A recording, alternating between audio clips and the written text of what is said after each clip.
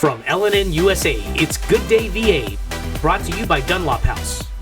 A typical day for me is making sure that the residents have their meds on time and also making sure that they have a good day. My name is Felicia Woodley, and I'm a CNA med tech at Dunlop House.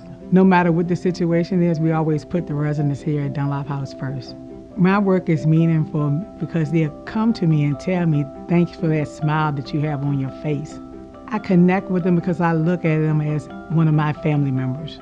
Dunlop House, more than a house, it's home. Welcome to Good Day VA. I'm Carolyn Day Pruitt. I'm Gina Deepa. I'm Samuel Pugh. Welcome back to the show. We had a bit of a break last week as LNN co-hosted the 2023 Next Gen Leaders 40 Under 40. We had a blast, and I think everyone who attended enjoyed the evening. Now we're back and ready to jump into a new week. So, G, what's been happening in sports? Well, sports has been happening, and that's what we're going to talk about. Sports. All right, sounds great. Sam, what else do we have in store today? Excellent. You may have heard about the Hopewell man who planted a tree in a pothole. So we're going to talk about what drove him to do that, similar incidents that have happened, and the underlying issues that cause our local roads to frequently stay in bad shape. Can't wait to talk about that tree. It was such a unique solution. We'll have all that and more when we come back. So here at Titan Auto and Tire, we're a full care automotive repair center, full maintenance items anywhere from an oil change, state inspection, and also full engine replacement. Titan Auto is different because of our customer service mainly. I mean, we have some of the best trained and qualified techs in the area. Our three main focuses are customer safety, customer service, and community. Knowing that you're going to put them first and it's not about the dollar. Welcome back to Good Day VA. Let's take a look at this week's top headlines. Governor Glenn Youngkin visited Petersburg on Tuesday, April 11th to recognize the recipients of the first round of Founders Fund grants. 20 businesses that operate in the city received grants totaling to $500,000. That funding was provided through the Virginia Innovation Partnership Corporation. Each business will receive a grant of $25,000. The selected businesses include Readers to Leaders Academy, Shoe Crazy Wine, the Appomattox Event Center, Virginia Auto Glass, Mr. Q's Barbecue, and our own company, LNN USA. During his visit, Governor Youngkin also announced that a new multi-use development is being planned for the downtown area of the city that will include housing and shopping, including a grocery store, though no store name was mentioned in the announcement. Petersburg Deputy City Manager Tangela Innes has taken a new position as the city manager for the town of Dumfries, Virginia. The Dumfries City Council announced their unanimous vote to hire Innes early this month. The announcement did not outline Innes' start date with the town. The city of Hopewell named an interim police chief last week. Retired department veteran and former Hopewell interim chief Greg Taylor will serve in the role as the city looks to replace retiring police chief A.J. Stark. Taylor began his duties as interim police chief on April 1st. There have been a number of violent crimes reported across the Tri-Cities recently. Petersburg police reported that on April 6th at approximately 9:40 p.m., a 2-year-old girl suffered a gunshot wound in the 2300 block of Navajo Court. The child was transported to the hospital and was reported in critical but stable condition. Police have arrested Richard Andrew Gherkin following a stabbing that occurred in the 200 block of South Crater Road on Saturday, April 8th. The male victim was found in a different location in the 800 block of East Washington Street. Gherkin was charged with aggravated assault. And according to the Colonial Heights Police Department, on April 6th, units responded to the 300 block of Plumtree Avenue for a report of shots fired. Investigating officers determined that an altercation occurred between a subject in that home and another individual on the roadway.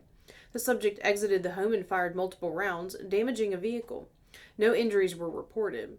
With the aid of the Virginia State Police Tactical Team, Sean Joseph Edwards, age 34 of Richmond, was taken into custody.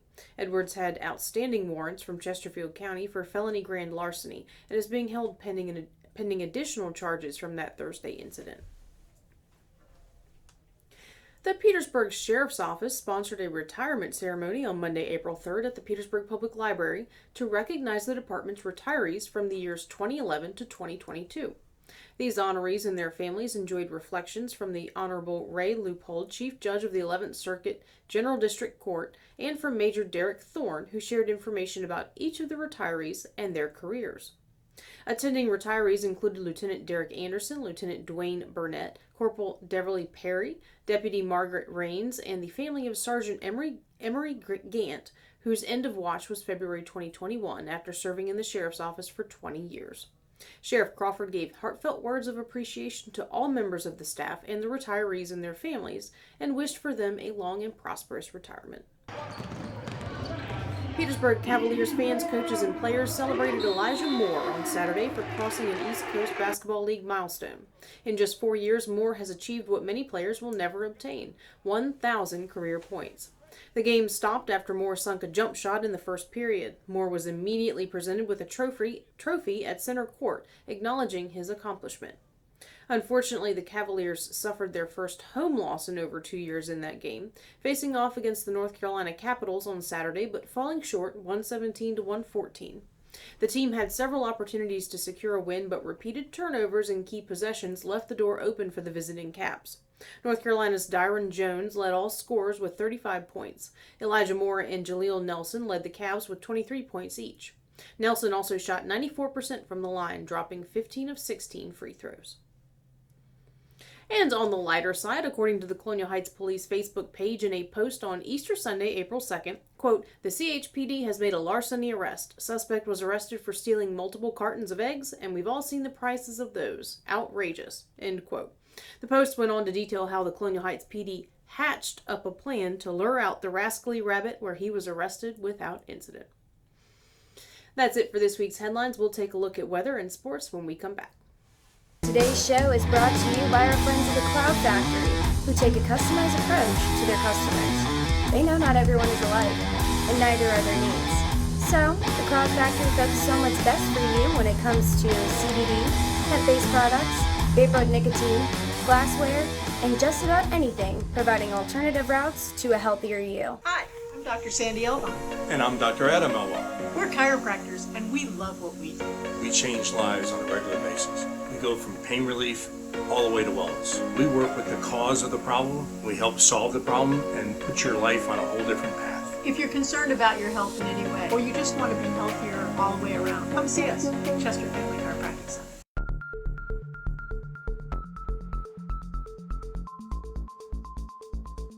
Welcome back to Good Day VA. We'll jump into sports in a moment, but first let's get a check on weather from Chai, the weather guy. Ellen and Weather, brought to you by Petersburg Jewelers.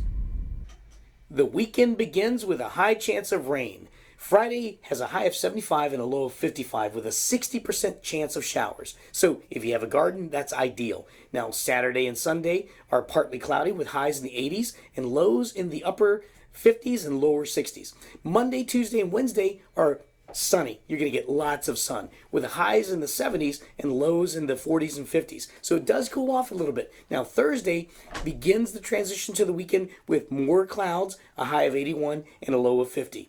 And so pretty much what you have is idyllic spring weather. Whether it's raining diamonds or sapphire skies, add a little sparkle to your day with Petersburg Jewelers. Thanks, Chai.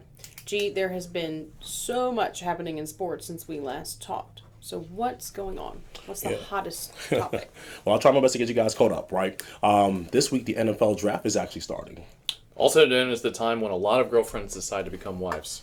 I love that. In addition to that, the NBA playoffs are also underway. Right. But the biggest story as of late has been the LSU-Iowa game. Let's talk a little bit about that. So I guess before I get into it, right off the top of your head, like, are there what are your thoughts? People finally started watching women's basketball. That's a fact. I mean, do you know that it was actually the most watched basketball game in history? Really? Yes. Women's basketball. In women's basketball. Okay, that makes more sense. That makes Sam's face made me make that adjustment. So there were like 100 people watching this time? No, 102. That's really bad. Okay, but it was definitely a game to watch. And as primarily because of the two star players for each team, right. Caitlin Clark for Iowa and Angel Reese for LSU Tigers. Right now, the unfortunate thing is that the biggest news wasn't about the game itself. It was about some of the things that transpired after the game. Mm-hmm. For example, Angel Reese taunting Caitlin Clark. Did you guys catch that any at all? Yeah, Twitter was all over that, which actually seems like the only epicenter of actual conversation discussed about this. Because, like, I guarantee you that if I talked to 50 people that I know, nobody would care that she did that. Right. So I thought it was blown out of proportion dramatically. And go. You felt the energy, you saw her face? Yep. I would say, because I was watching the game, so watching it live, I understand why people reacted. I feel like the coverage of what happened after was not always very fully honest. Caitlin Clark had done the gesture before in a game, I think, against South Carolina. And she did it, briefly to another player on that team. But what Angel Reese did was different in a key way for me that made the difference. I don't care if they taunt each other, whatever. But the clock, there's, a few seconds left on the clock. Right. They know they've won. There's no way that Iowa's coming back from, 20 points or whatever it was. There's no way. They know that they've won the game. Go celebrate with your teammates. Instead, she's following Caitlin Clark around on the court, taunting her, doing the ring thing, for like 30 seconds. I actually rewound and recorded on my phone because I was just, to me, it came across as very petty, vindictive. I didn't feel like she carried herself with much grace in winning. You can lose gracefully, but you can also win gracefully. And I don't think that, throwing it in somebody's face and trying to provoke, because it felt like she was there. She was trying to get Caitlin to look at her and respond. She was trying to provoke a response. And I don't think that that's very sportsmanlike, and it is also not very classy. So do you think Miss Clark was wrong for doing it? You referenced that she'd done it before in a different game. To me, she's done it a number of times before. But I only saw the one time, the reference. Do you think that, in principle, was wrong? I don't think, I would put it in the same category. I don't think it's the classiest thing to do. So when someone is being petty, immature, you don't think that having that behavior reciprocated back at her is excusable? She didn't do it in this game. But she's well known for doing it. So, I don't trust Germany. They haven't invaded anybody lately. I only saw one clip, and I was looking at everything. I may be wrong on that, but I only saw one clip. But in either case, it's arrogant. And that's my main issue with it. It is very arrogant to do that. Even if you're, if against South Carolina, Caitlin Clark, if she's winning, don't do that to somebody. Don't, just play the game. Just play the game and have a little class. So that's to me that's part of the game. To me, I don't mind celebrating my superiority. I don't. Here's a question: Why do rules apply to sports that don't? We don't hold each other to any kind of, generally in society anymore, we don't have standards for each other for integrity in class. Somebody threw a milkshake at a politician. I've seen people fighting on the street in downtown Petersburg, and people just stroll by. I see cars that have flat tires with elderly people in it, and people point and laugh. Right? And we don't hold each other accountable for this kind of behavior. So why is it sports where we decide that these people owe us a heightened behavior that is not reflected overall in society because anymore? I wish it was, but it's not. They have a national platform. They have a national platform.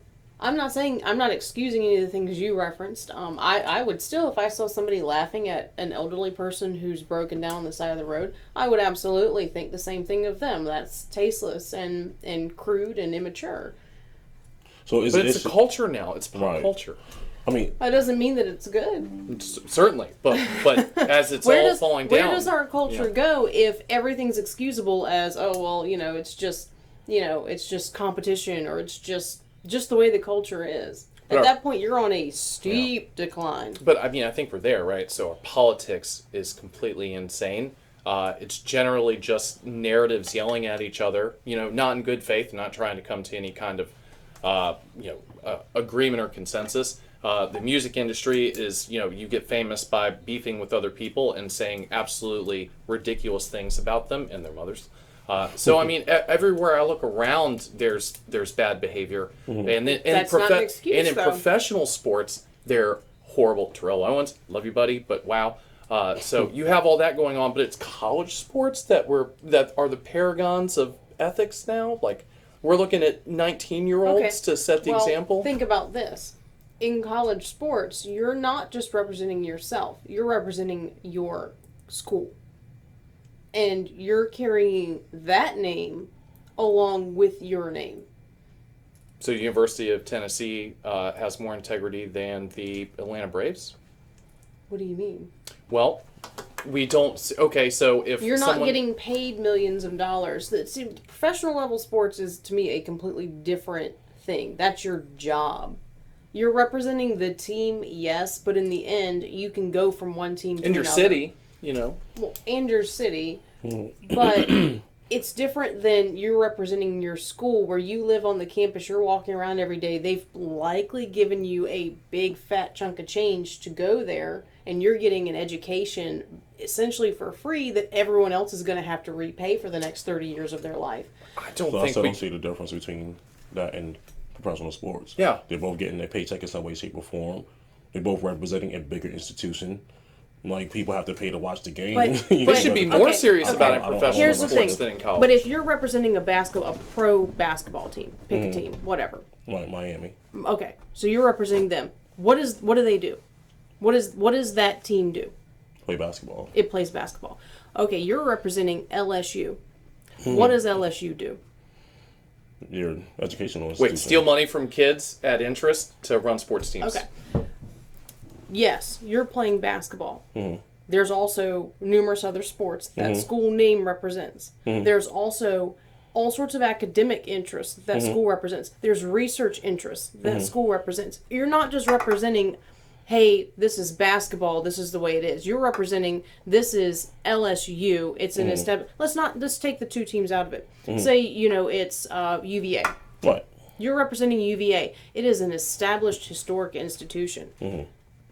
It carries more to it than just, hey, we're a basketball team. It's not like you hear, the Cavs, and you're thinking, oh, well, they're just a basketball team. It's a whole school attached to it. I don't disagree with There's that. a medical center attached to it. I don't know if I'm going to say, hey, I'm not going to go play golf at UVA because there's one person on the basketball team taunted another. I don't think that. I'm not saying that people will make their decision based on that. I understand the principle you're arguing. I'm just saying that you're representing more than just a team. You're representing an entire school system. You're representing the state of Virginia. But you're representing. When you saw these things on Twitter, when you saw these things online, no one said, "Oh, LSU is a bad institution for all that." It was all about Angel Reese. It was all about her. So I don't know if I agree with that. There was never anything saying, "Hey, look, this reflects bad or poorly on the university."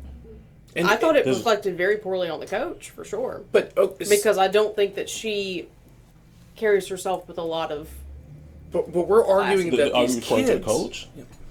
Or the coach of LSU, yeah. Gotcha. But we're so I mean, I definitely made connections outside of just Angel Reese. But we're arguing she learned that somewhere. We're arguing in principle that kids, minors, people who cannot rent a car, owe this institution They're not minors. Well, they're not 21, right? So we don't let them. Adults. Kind of, but not act. If you sat down with a 33-year-old and a 21-year-old, you would have two different standards, expectations of behavior. And so you're saying 35-year-old men, millionaires who represent an entire area and thousands, maybe millions of fans, have less responsibility to act in an honorable fashion than a 19-year-old kid. I'm sorry, they're kids. Okay, you're not really ready to basically be the paragon of behavior until you're probably in your mid to late 20s for most people. I mean, because kids are maniacs. So I just don't understand why we have adult men, family men, and millionaires who've been professionals for 10 years and why they're allowed to act like idiots. But 18, 19-year-old kids, for institutional pride, I'm an anti-institutionalist anyway, so I don't think they owe them anything. I never said that I was okay with other people doing it at other levels of the sports. For me personally, I just don't think it should be done. That's not how you carry yourself. That's not how you carry yourself with any dignity in class. You do don't you talk think people. this would be news if it was a professional doing it? I couldn't say. I mean, because they did, like when Tia went to the middle of the Star in Dallas, everything Ocho Cinco did. I mean, it was Right, news absolutely. too, but I don't really think that there were any like career consequences. So like, there's just this game where sports teams generally are like, oh, we don't condone that behavior, but we love the triple double. So right. I mean, I think the fact that they tolerate this behavior from people is, that's permission to go do it. Right. Well, I think a big portion that we're missing in this is that, you just mentioned Terrell Owens, Ocho Cinco. We're talking about this. We talking about men versus women as well. And I think that was one of the bigger factors, is that because as a female athlete, you're still expected to be or a woman, or you're still expected to behave a certain type of way. And I think that was some of the issue with it, in my opinion. But again, I think they're supposed to be smarter than us. There you go. Right. You're supposed to be ladylike, womanlike, or whatever. But for me, either way, I still think that is part of the game. I enjoy it. I don't like when someone hits a home run. Right. Like that's right. Exactly. Don't put your hands on the person, but like celebrate your success. It's war. It's simulated war, and you're supposed to be like, that was well done, sir. Thank you. Like, and even that, Caitlin Clark did an interview, and she supported it. She was like, I get it, I understand it, I'm not mad at it at all. That's awesome. Let me ask you something. What do you think would have happened if Caitlin had responded to her on the court when she was following her around trying to provoke a response? In what way? So certainly, there's degrees of response. What here. if she argued back, either with hand signals, words, or, it could have ended up in a fight. It's awesome.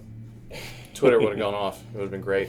And then we'd have a storyline, and more people would be watching, and these universities, these institutional gods, would get more money for broadcasting rights, and not that the kids would get it. They're not getting they have to pay their loans back. But no, yeah, that would be great. I guarantee you that they have scholarships. Yeah, but come on now. Yeah, the poor people who can't play basketball, they'll be paying their loans. Well, another thing we're taking a look into is what may have been going on outside of the court. Who knows what kind of trash talking there may have been, via DM or text message, whatever the case might be, and it could have been response to that. Was there?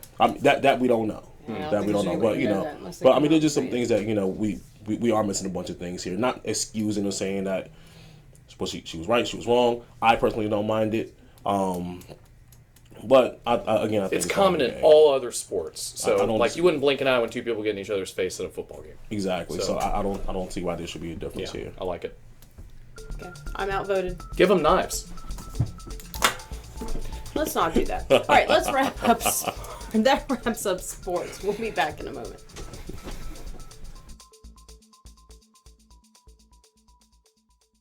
There's no place like home. That's why BSV created a simple online process where you can easily get pre-qualified for a home loan without entering a branch. Visit bsvnet.com and see how much you qualify for. Be a homebody with no sweat mortgages from BSV.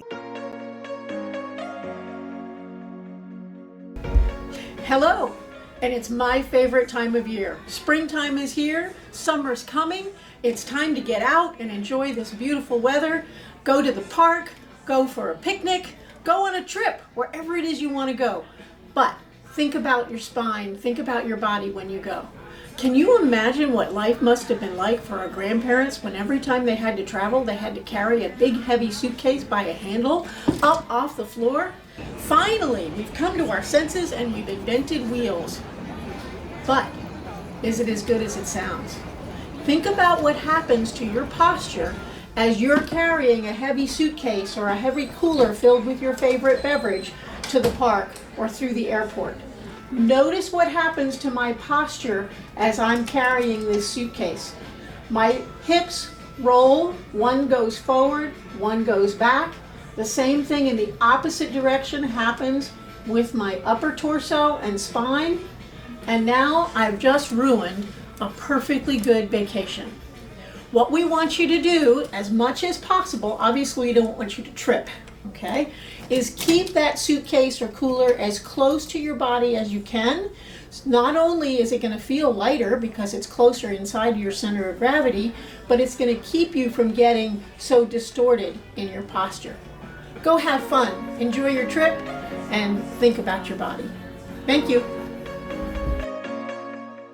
It's time you heard the best fried chicken doesn't come out of a bucket or a box. You'll find it fresh out of the deep fryers at Breeze Inn. Virginia's finest chicken. Succulent, juicy chicken with a crispy coating. Hungry for more? Try our pulled pork barbecue, real Philly cheesesteaks, and mouth-watering burgers. Home to Virginia's finest chicken. And oh yeah, we've got a convenience store too. Welcome back to Good Day VA. The Little Hopewell pothole tree has been viral over the past few weeks after a resident of the city planted not one, but 2 different trees in a deep pothole on his road. The man had reported the road hazard to the city multiple times in an attempt to have it repaired, but nothing was done. So he took matters into his own hands, planting a small tree in the deep pothole and leaving it to grow. Shortly thereafter, the tree was removed from the road, but the pothole still wasn't repaired. So he planted a second tree, this time decorating it with a string of lights for emphasis. That little tree was also removed, but this time the city took action, filling the hole in the road. Gentlemen, what's your first thoughts on this? This man is a hero. I love it. I think this behavior should be replicated everywhere. So, I may be getting ahead of myself here, but were there any consequences to his actions? Not that I have seen, except lots of news coverage. Respect and admiration. Absolutely. Mm-hmm. I love it. I love it. All right, so let me ask you something. What are your thoughts on he had been calling the city, he had reported it, I think it said for like almost a year, maybe? You know, you're driving every day, you're having to avoid this crater every day. What are your thoughts on like a guerrilla style approach to drawing attention to an issue like that, like a public issue that's not being addressed? Do you know how they say that how you treat servers at restaurants and Uber drivers, etc., is actually who you are? Right. And you can do things, there's no consequences. How cities handle their potholes is the equivalent in municipal terms. Okay. So I love this, and I think that the most important thing for local governments to actually stay diligent and do their jobs is ridicule. So, you know, that's the most powerful weapon, right? Thank you, Saul Alinsky. So, this is wonderful, and I think that everyone in the country should do this to their town until their towns actually do their job, right? Police, roads, fire, sewer, utilities, that's their job, right? Their job is not to throw festivals. Their job is not to come up with 17 different zoning requirements. Their job is to fix the roads. So if you're getting letters for insanity and property tax ridiculousness from your city, but the potholes aren't being filled, this is it. Yeah. This is the next step. So it's interesting because I went out and did like a little survey just in not in my town, so it was all in Petersburg, and we'll show some pictures of some of the potholes I found. But there were some quite deep potholes in areas where it clearly hadn't been paved in quite some time. And my favorite was the quilt roads, where they've just patched it so many times that it looks like a quilt instead of a road. Okay. So these are some examples of bringing it here locally. But going back to what you said, so a few years back there was a kind of similar incident where Domino's, the pizza company, was doing a campaign called Paving for Pizza, where they went out into cities that had these pothole problems and they filled it for the city.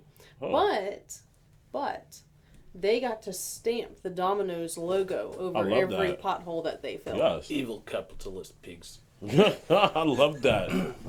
So, I mean, private entities using their resources to fix public issues that are a nuisance for people and for Domino's, because you're sending out all these delivery vehicles. True. You're having to maybe maintain them, and the potholes aren't helping you there. In exchange for advertising, do we think that's a fair thing, a good thing, or is that a bad thing? So corporations were originally organized to generate revenue for shareholders and to do a public good. So I think this is exactly what corporations should be doing, and I think that was their original intent. And multinational corporations that don't have any kind of vested interest in the quality of the places that they operate in, that should be something that everybody works against and sends their money Right. elsewhere, and they Right. should look for companies like Little Caesars that's putting the money back into the assets that all their neighbors use. Domino's, sorry. Little Caesars, yeah, it's bad cheesy bread too. So yeah, this is a wonderful model, and so I think it should be replicated everywhere. I like that. For that reason, I'm going to order me a Domino's pizza today. It's very good.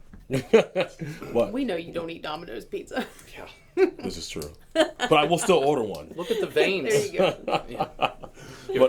But what I would do want to make sure that, because I love what this gentleman did in Hopewell, but making sure that, you know, if this is something that this becomes a thing, you know, in terms of taking matters into our own hands, that it is not it doesn't get to the point to where it becomes like super outrageous and people Like are a doing safety issue, or right, and people aren't doing, you know, things that make absolutely no sense, you know, and Well, a tree's hardly an IED, so right, you know, but I get it. But making this sure- is the way you do it. I Ridicule is how love you what he get to did. people. I love what he did, but you know, I love the lights. That's my favorite. Right, Yeah, it's absolutely. awesome. You know, but there are just other people who may be too extreme in their approach, and we just want to make sure that we stay safe if we do things like this and not, you know, have anything get out of hand. You know. So okay, so say so you know, obviously I went around and took some pictures of some areas where the roads are pretty rough, you know, around where I live in Petersburg. I'm driving those roads every day. At what point you have, if your city neglects its basic duty of taking care of the roads, and they're horrible, you're driving them every day, your car is suffering Absolutely. the repercussions of having to drive and either swerve to avoid potholes or accidentally hitting them. At what point, or is there a point where the city becomes responsible for any damages? If say it's like this incident in Hopewell, it's been there, he's been reporting it for, you know, 6 months, 9 months, a year. At what point is it their responsibility to start, you know, fixing the problems that it causes? Well, in a society where individuals don't have very much power anymore, then everything should be institutional. You know, that's where all the blame should go. The individuals don't have really the power to, you know, pave a road. So yeah, absolutely. And people should be, you know, their feet held to the fire for that kind of thing, especially if that's their only job. Right, I agree. But the first step is ensuring, like what you mentioned, was that he reported this for roughly about a year. It shouldn't take that long, but that's crazy. Let's document these things and ensure that the city knows, you know, Right. so they're aware of this. Then, like, okay, if something happens, this is on you. You've been made aware of this. Let's say the city says, well, we don't have the funding. To fix the pothole? Right. Well, that comes down to budgeting, and that's a whole other. Right. Right. Exactly. Because Well, where are my tax dollars going if you don't have the funding? Exactly. this is a good question. And some of these towns around here have super high property tax rates. Right. So I talked to people who don't make a ton of money that, you know, all of a sudden in the spring owe $500 for, you know, an older car. And I see these things and I see a lack of improvements on the stuff. And I think, you know, how many people actually work at these towns? Is the salary basically commensurate to standard of living around here? You know, I think it's not a mistake that governmental employees are some of the best paid people in the country. And so this is, you know, this is how you treat the servers, right? How you do the minutia of your job is how good you are at these things. And I think it's just a giant pension scheme at this point. Wow. That's a little bit simplistic, but Wow. But okay, so and the underlying issue or question there is, you know, you have a city that's not being run at the best level across the board. It may not just be road maintenance. It could be, you know, other things that aren't being done properly, fire department, whatever. You know, what are the repercussions for that? Is it just people moving out of the city because they're tired of it and therefore the tax dollars go down? you know How do you hold a city staff to accountability for maintaining these basic things? you can if it's a one-party system. And that's why there's There you net go. migration out of places that are one-party rule. I mean, that's the check and balance. That's what keeps you honest and holds you accountable. And when that doesn't exist, it's pretty low-quality government. So, Nice. you going to Home Depot, buy some small trees? Yeah, I can't wait to get my property tax bill now. By the way, I love all you guys around here, though. Y'all are good. Oh my goodness. All right. Well, it's an interesting thing. It's an interesting thing to talk about. I think that what he did was unique, and he definitely. I mean, that headline made it pretty far out into other portions of the country. So people were picking up and reading about the little Hopewell pothole tree all across the country. I love that. I wonder, in addition to that pothole, did they start doing things about some of the other potholes that are in the surrounding area?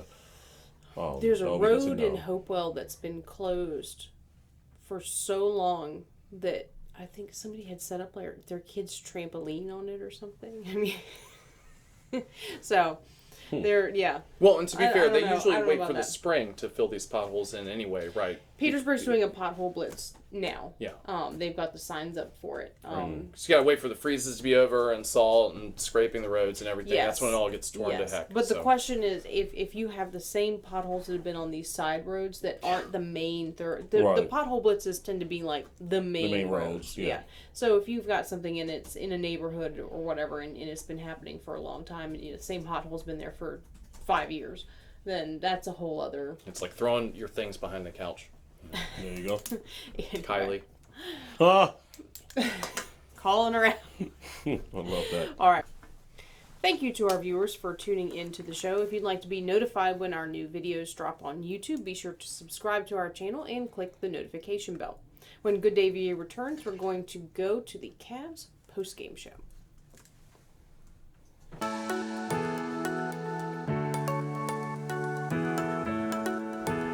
Yes, you can still get haircuts, colors, highlights, waxing services, everything that's going to make you look great right here at the Apothic Company.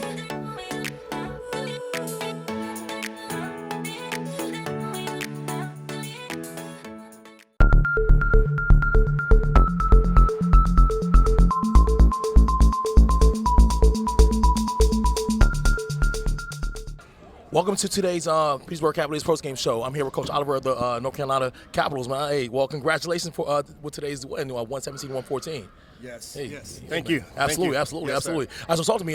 So what was the strategy for today? Like, what was today's game plan? Coming in playing the Petersburg Cavaliers, knowing that the leading scorer, Elijah Moore, was coming up on 1,000 points. Like, talk to me about that a little Right. bit. Well, we studied Elijah Moore. We studied those guys from Petersburg. And number one, let me say Petersburg, it's a great team led by a great owner and a great head coach in Kyle Dixon. Great team, first-class team as well. Absolutely. But, one thing that I told my guys, and of course we have a young group, is that, we were going to have to defend man-to-man and create rhythm and pace with this team. And then also defensively, of course, when Elijah touched the ball, to double him up. Absolutely. And make him make a decision and not just make shots on us. Absolutely. And so that was kind of the game plan, in defending him, but also understanding that you guys had shooters, you had slashers, you had athletic players as well. So mostly with our guys, the conversation was about effort. Right. Effort, things that I can't teach.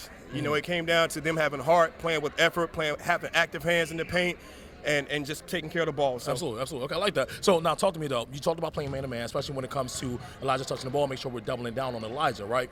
But there was a couple of times where you guys went into a zone. Tell me about the thought process behind that. Why did we do that, and what made you guys shift that thought process and I guess that strategy? Well, number one, because of the athletic wings that you guys had that were playing above the rim and slashing very hard and playing physical. Absolutely. Petersburg were, those guys were a lot bigger than us. And typically I would say even athletic. Okay. And so we wanted to kind of, compact the interior at times while defending the exterior as well. I mean, the perimeter as well. And so, again, it just really dealt down to effort, and going after all the 50-50 balls. We understood that Petersburg is averaging 18 offensive rebounds a game going into this game, and at least 50% or more of their points per game. They're averaging 122 points a game. At least 50% of their points from their 18 offensive rebounds is coming from those offensive rebounds. Right. So we understood as well that when a shot went up, we had to crash. I think in the first half they had 13 offensive rebounds, so that scout report didn't lie. Absolutely. Right. Yes, sir. So. Okay, I guess so. Well, I'll tell you what, Coach Oliver, as a former player, right, And as a fan now, right, I enjoy when we play you guys, right? So it's always a good game, always competitive. But real quick, tell me the difference between, I guess, this year's team and last year's team in terms of, when we played each other, and what are you guys looking to do moving forward when you see us again? I told the guys, it's a great question. When you guys have seen us even the past 2 seasons, since our first inaugural season, 2021, we were always up and down, high energy, full court press, primary transition offense, et cetera. We ran and we kept a lot of noise on the sideline, and it was that type of team. But understanding that where we've been beat by Petersburg in the past was because Petersburg was a team that had maturity and wisdom, and they was outwitting us in a half-court set.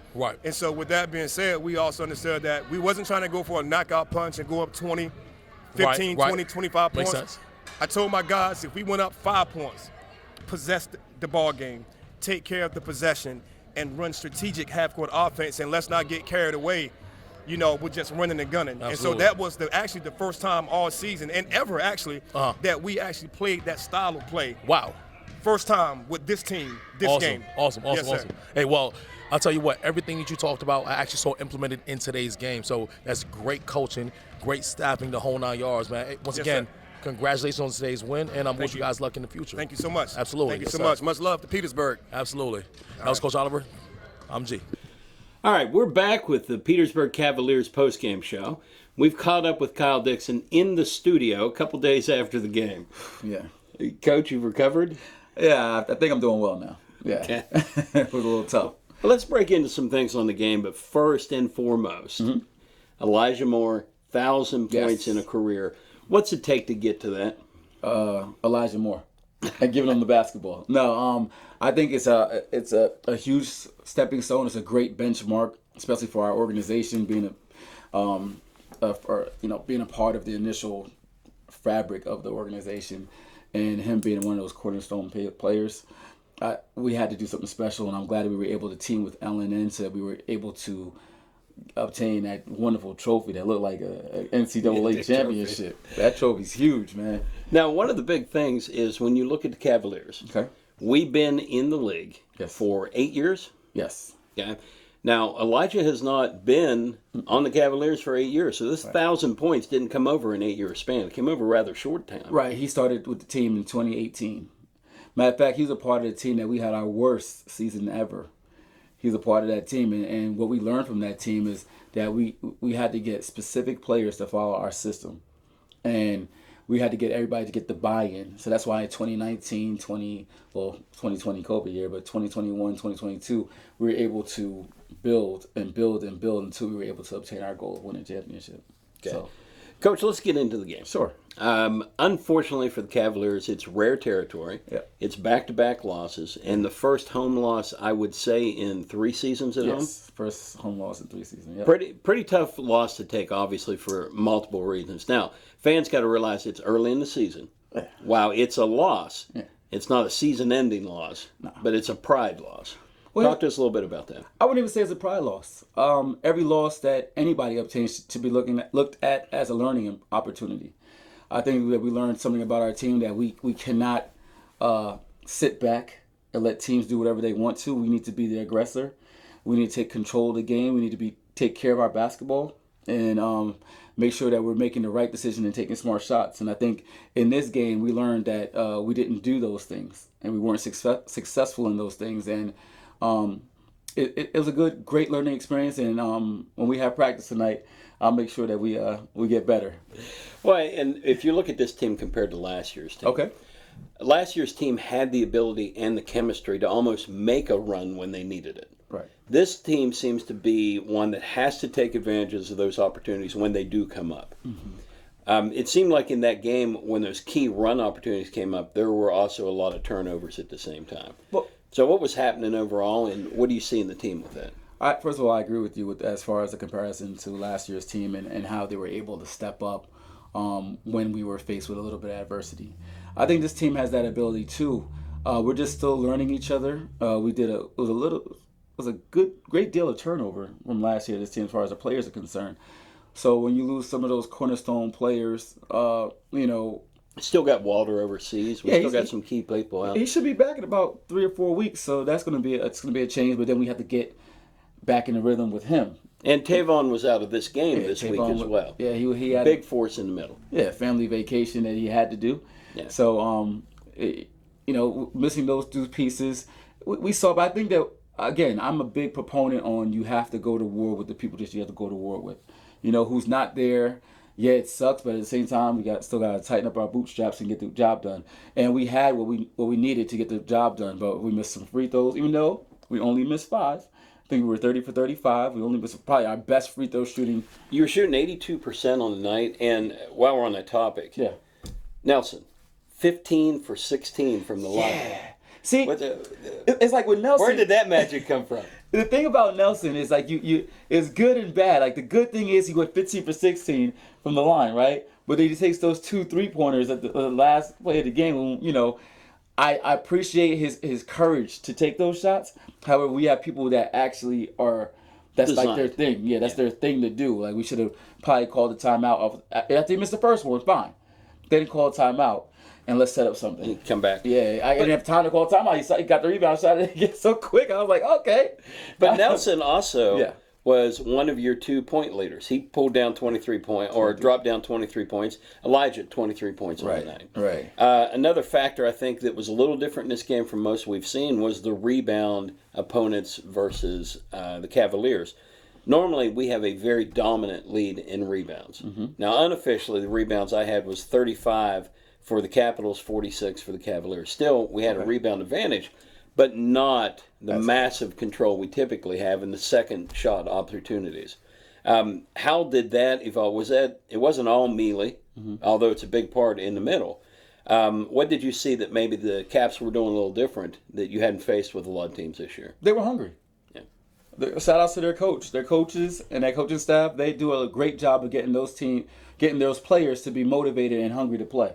I'm not saying that we weren't motivated or hungry to play. It's just that you could see the desire and the eagerness and how important and the gravity of that game was a lot leaning more towards their side, and that's we seem to have 4 quarters of intensity from the Capitals. Okay, didn't seem to have that the whole game from the Capitals. Yeah, we had our streaks. Yeah. Now we finished 117 to 114. Right. That loss drops us to second place in the Northwest Division, behind the Capitals. Yeah, who happened to be the team. It was a big game. Big plays. We will be visiting them in April 29th. Okay. Yeah. So we've got a short run, about 4 or 5 weeks. We're going down day before my birthday. So looking for an early birthday present? Definitely be a great birthday present. Okay. So we're sitting at 4-2 right now. Absolutely. Early in the season for fans again watching again. Where does this put the Cavaliers? What can we expect? And last year we had a lot of control over the whole season. How do you see the rest of the season shaping out? And what are some key issues for us making that run for another championship? I'm going to say something that's probably a very unpopular thing to say. But I'm going to say it live here on LNNUSA.com. Or recorded live. Right, recorded live. Going into the season, I thought that we were going to have 3 losses. Now, of course, your motivation is to win all 12 games. But I looked at the schedule and I said, hey, we're going to have 3 losses. And I said that the Virginia Dream team was going to lose because it was a team that we're not familiar with. We didn't know anything about them. They're a brand new team, whatever. And we ended up losing that game by 2 points last week. And then I said the Capitals, because they play us very, very well. And their fight is so aggressive, right? And my third team that I have is one of those hey, just going to be a random that team. week. Yeah, whatever. Yeah, it's just going to be one of those weeks. So I'm batting. Hoyas. Yeah, who knows? Yeah. I'm batting 1,000% right now, but to win 10 games this season would be ideal. That's our goal, right? But 9 isn't bad either. Right now, they're sitting number 1 in our conference, not just our division. They're number 1 in the conference, and we're sitting at number 2. So we're still doing well as far as playoff seeding is concerned. Because that's what you want to do. You want to make sure that you at least have a home game for the first round of the playoffs, and you get a bye on that Saturday play on that Sunday, and then you play whoever in the conference championship on the next Saturday, and the championship the following Saturday. So we still along our plans for the blueprint. We're just not leading the pack, which is okay. Solid place, good location to be. Yeah, we don't want to get too far down though.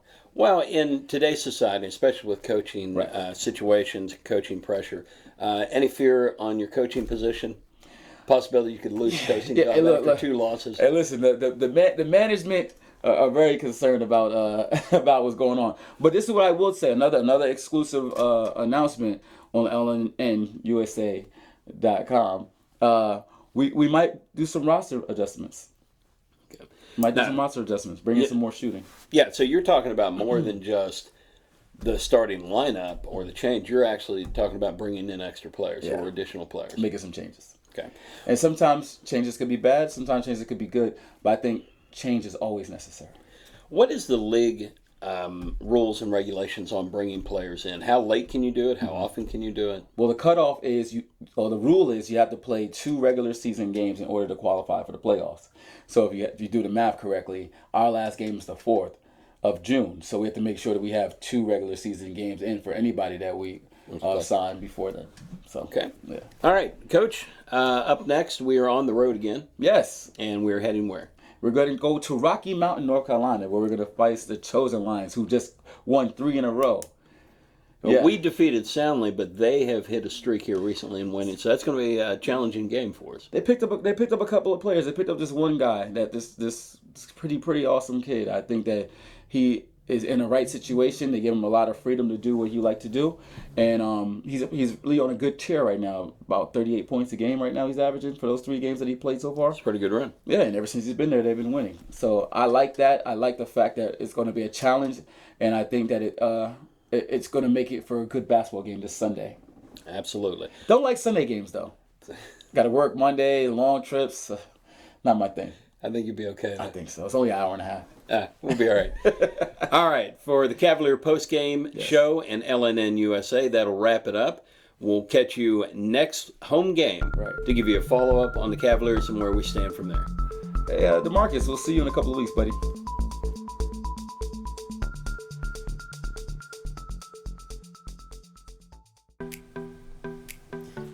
That's it for this week's show. We appreciate all of our viewers and thank you for tuning in. If you enjoyed the show, subscribe to LNN USA YouTube channel and follow us on Instagram and Facebook. And a big thank you to all of our sponsors, especially Dunlop House, for making this show possible. We'll see you again next Friday. In the meantime, have a good day, VA.